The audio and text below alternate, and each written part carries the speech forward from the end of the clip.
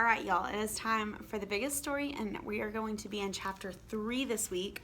So last week ended, we talked all about the flood, and we talked about how when they got off, this was when they were on the boat, and when they got off the boat, they were given one commandment, and they were told to spread and tell the world about God. But we learned that they didn't really listen very well. They built a tower instead, thinking that they could reach up the heavens and be close to God. And so God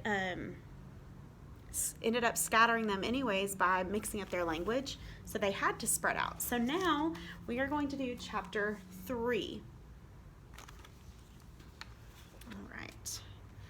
Not too long after the whole tower business, God called a man named Abraham to leave his home and go to a new country.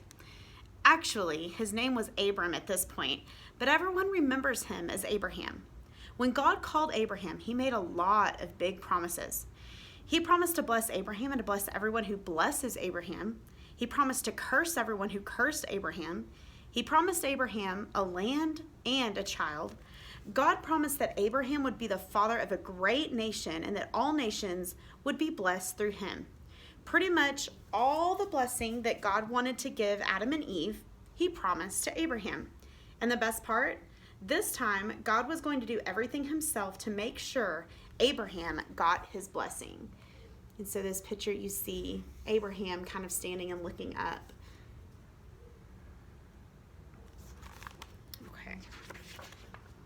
You might think that God wanted to bless Abraham because he was such a swell guy.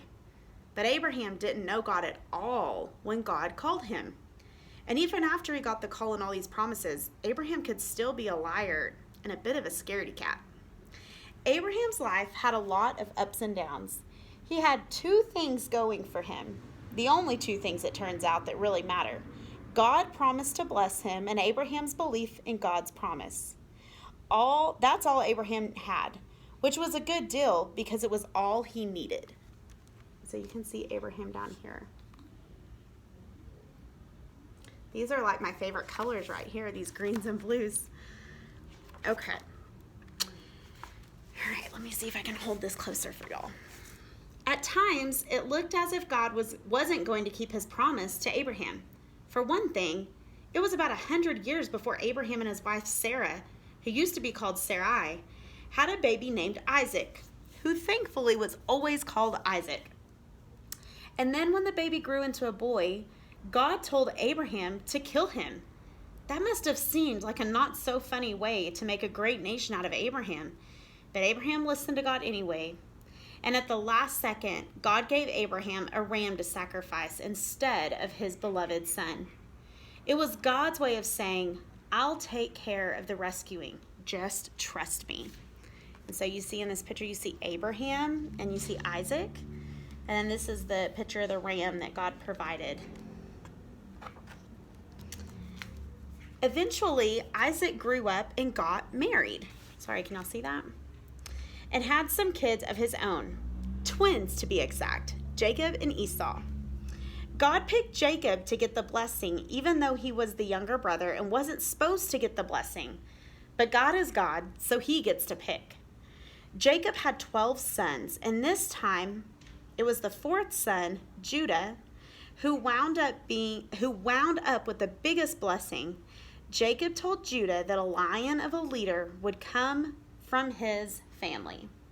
And so you see there's all 12 sons, and you can see Judah's kind of wearing the crown because that's where the lion of a leader would come from.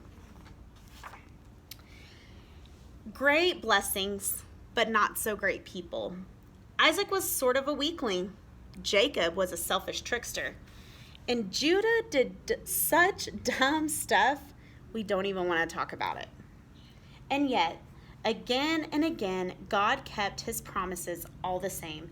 He blessed the whole lot of them despite themselves. Maybe the snake crusher would still come from the gnarled branches of the Abraham, Isaac, Jacob family tree. So you can see all the branches in that tree. And I think that is it for this week. So we learn about Abraham in this one, and how he wasn't even a believer in God. He didn't believe in God when God called him to do something really cool and promised him, you're going to be the leader of many people. And we do learn that even though he promised these things, Abraham had to wait patiently for a son. He was 100 years old.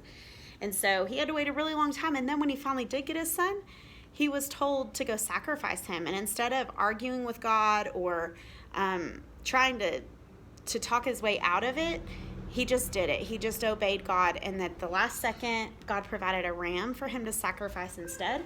So the family line kept going through Isaac.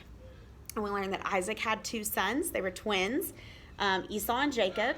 And even though Jacob was the younger one, he got the blessing. Normally it went to the older son, but Jacob got the blessing. He went on to have 12 sons, and Judah got the blessing from him.